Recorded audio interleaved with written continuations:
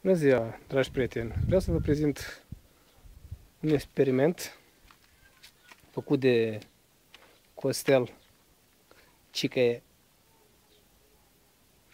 și, cum se zice, și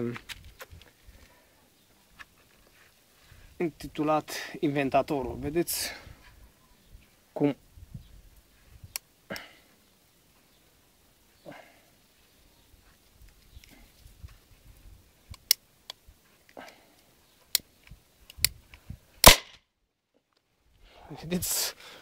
fac din apă un combustibil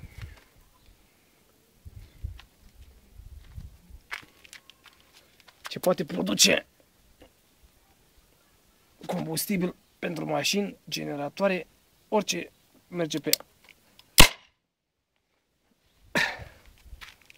E ceva simplu, banal.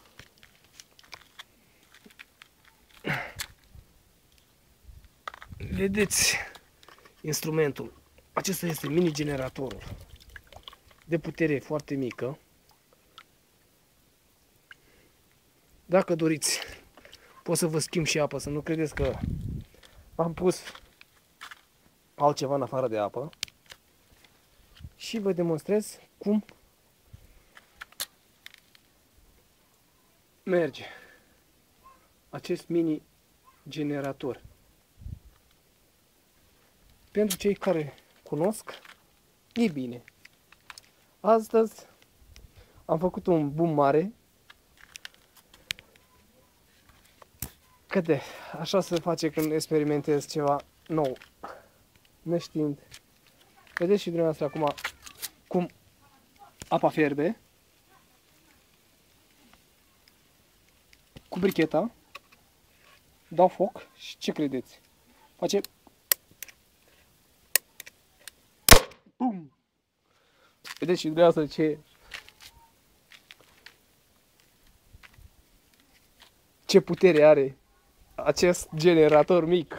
Și gândiți-vă, dacă făcut la o scară mai mare,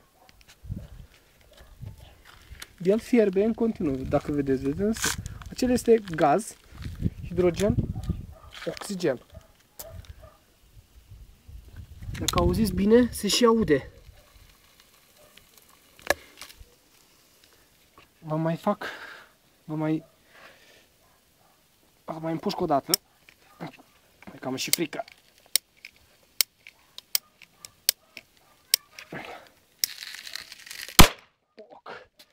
Vedeți că e și frică să dau, că se acumulează gaze multe și gândiți-vă ce compresie poate să facă la o mașină sau la motoare. Se poate pune chiar și să puteți faceți o economie la mașină, 40, 50, 60% economie. Acesta este generatorul.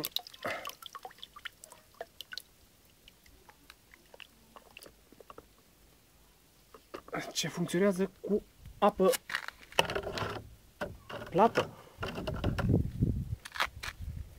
sau apă de la ghiuvetă, pur și simplu.